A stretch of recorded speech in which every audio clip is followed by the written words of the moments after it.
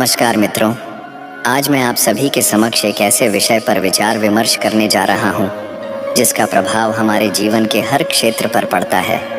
अपनी इज्जत करना सीखो।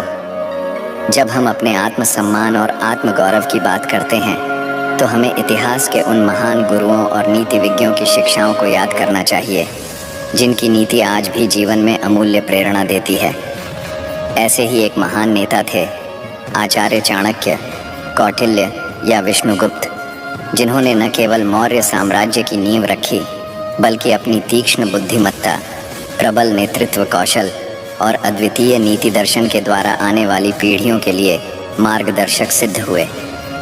आचार्य चाणक्य का नाम भारतीय इतिहास के पन्नों में स्वर्ण अक्षरों में लिखा गया है। उन्हें एक अत्यंत बुद्धिमान और मजबूत नेता के रूप में जाना जाता है।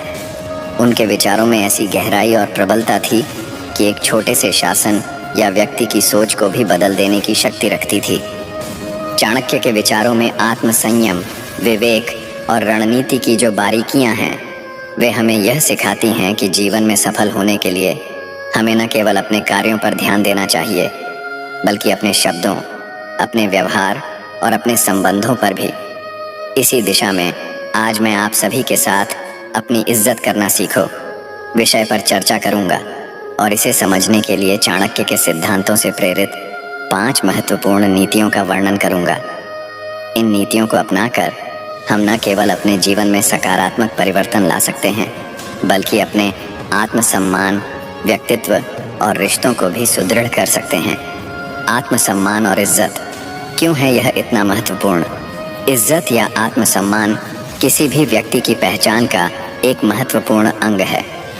जब हम स्वयं की इज्जत करते हैं तो हम अपने व्यक्तित्व को सुदृढ़ बनाते हैं और अपने आप में आत्मविश्वास पैदा करते हैं।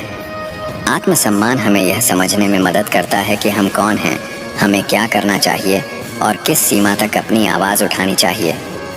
इसके अलावा आत्मसम्मान हमारे सामाजिक और पेशेवर संबंधों में भी संतुलन बनाए रखने में महत्वपूर्ण भूमिका निभाता है।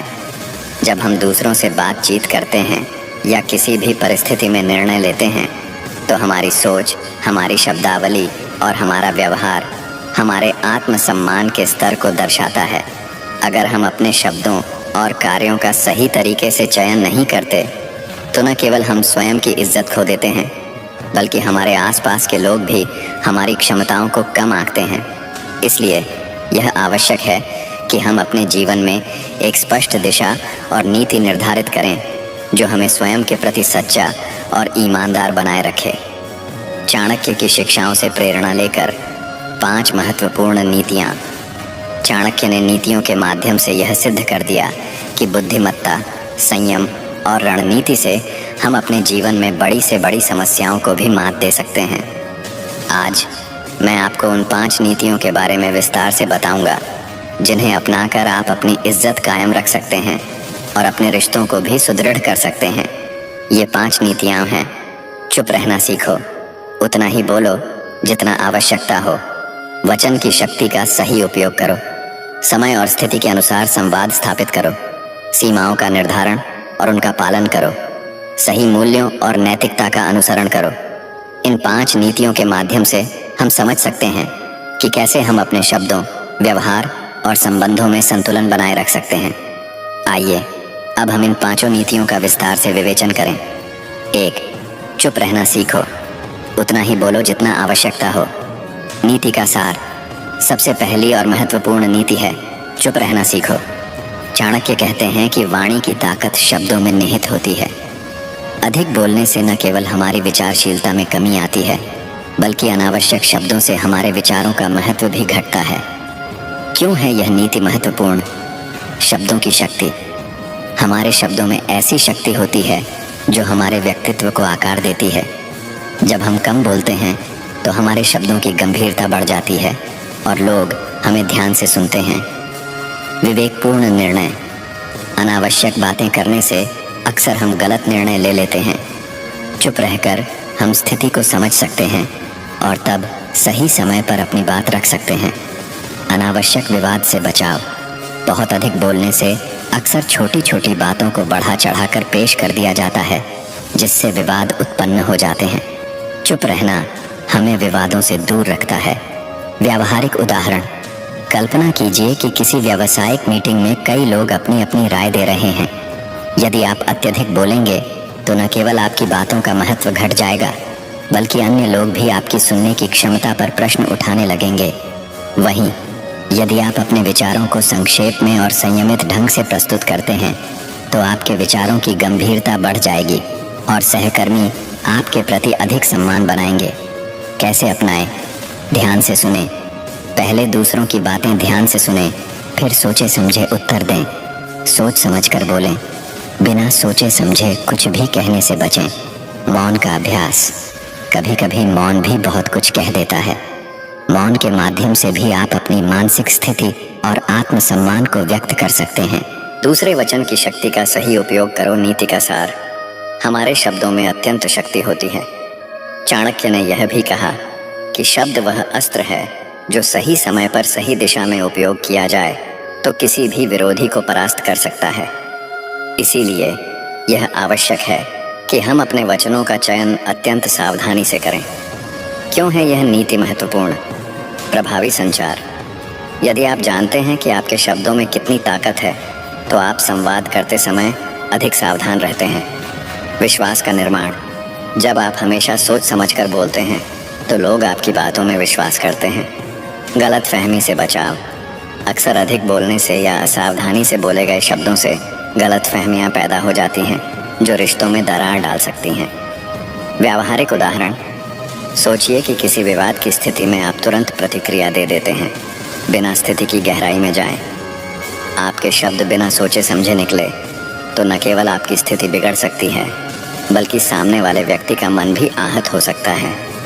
वहीं यदि आप पहले स्थिति का आकलन कर फिर सही शब्दों का चयन करते हैं तो न केवल आप विवाद को टाल सकते हैं, बल्कि अपने आत्मसम्मान और रिश्तों को भी संरक्षित कर सकते हैं। शब्दों का महत्व समझें। हर शब्द जो आप कहते हैं उसका एक वजन होता है। पूर्व निर्धारित विचार, किसी भी महत्वपूर्ण बातचीत से पहले अपने विचारों को संक्षेप में तैयार रखें। नियमित आत्मविश्लेषण, अपने शब्दों के प्रभाव का नियमित मूल्यांकन करें और सुधार की दिशा में कदम बढ़ाएं। 3. समय और स्थिति के अनुसार संवाद स्थापित करो। नीति का सार, समय और स्थिति का सही चयन भी संवाद की एक महत्वपूर्ण कुंजी है। चाणक्य के समय में भी इस बात का विशेष ध्यान रखा जाता था कि किस समय पर कौन सी बात कही जाए। सही समय पर बोले गए शब्दों का प्रभाव अत्यंत सशक्त होता है।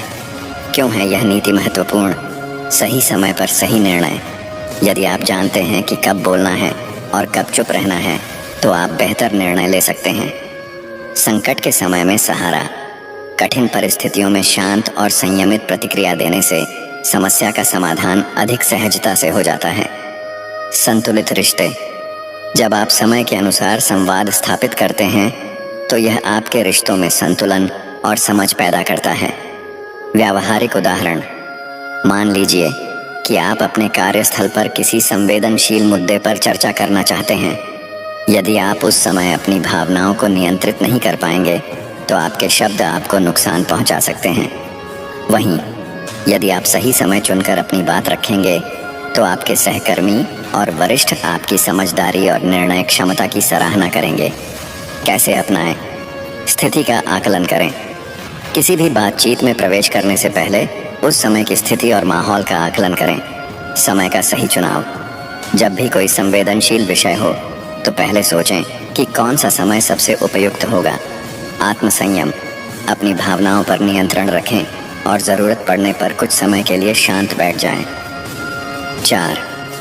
सीमाओं का निर्धारण और उनका पालन करो। नीति का सार, अपने आत्मसम्मान की रक्षा के लिए यह आवश्यक है कि हम अपने व्यक्तिगत और पेशेवर जीवन में स्पष्ट सीमाएं निर्धारित करें। चाणक्य की नीति में यह बात विशेष रूप से देखने को मिलती है कि अपनी सीमाओं का निर्धारण करना ही जीवन में सफलता की कुंजी है। क्यों है यह नीति महत्वपूर्ण? व्यक्तिगत गरिमा, जब हम अपनी सीमाओं का पालन करते हैं तो हम अपनी गरिमा और आत्मसम्मान को बनाए रखते हैं। स्पष्टता और अनुशासन, सीमाओं का निर्धारण करने से हमारे जीवन में स्पष्टता और अनुशासन आता है, जिससे निर्णय लेने में आसानी होती है। रिश्तों में संतुलन। स्पष्ट सीमाएं हमें यह समझने में मदद करती हैं कि कब और किस प्रकार की बातचीत करना है जिससे हमारे रिश्ते स्वस्थ बने रहते हैं। कैसे अपनाएं? अपनी सीमाओं को पहचानें। सबसे पहले अपने व्यक्तिगत, सामाजिक और पेशेवर सीमाओं की पहचान करें। स्पष्ट संवाद। जब भी आपकी सीमाओं का उल्लंघन हो तो स्पष्ट रूप से और शालीनता से अपनी बात रखें। अनुशासन। अपने निर्धारित नियमों का पालन करें और दूसरों से भी यही अपेक्षा रखें। 5. सही मूल्यों और नैतिकता का अनुसरण करो। चाणक्य की नीतियाँ केवल रणनीतिक और राजनीतिक दृष्टिकोण से ही नहीं बल्कि नैतिकता और जीवन मूल्यों से भी परिपूर्ण थीं। सही मूल्यों और नैतिकता का पालन करना किसी भी व्यक्ति के आत्मसम्मान का आधार होता है। यदि हम अपने मूल्यों से समझौता नहीं करते तो हमारी इज्जत बरकरार रहती है और हमारे रिश्ते भी स्थिर रहते हैं। आत्मिक संतोष। जब आप अपने मूल्यों और नैतिकताओं पर अडिग रहते हैं तो आपको आत्मिक संतोष मिलता है। विश्वास और सम्मान। समाज में आपका स्थान तभी सुरक्षित रहता है जब लोग आपकी नैतिकता और सच्चाई पर विश्वास करते हैं। दीर्घकालिक सफलता। नैतिकता पर आधारित जीवन शैली से आप किसी भी अस्थिरता और संकट का सामना आसानी से कर सकते हैं।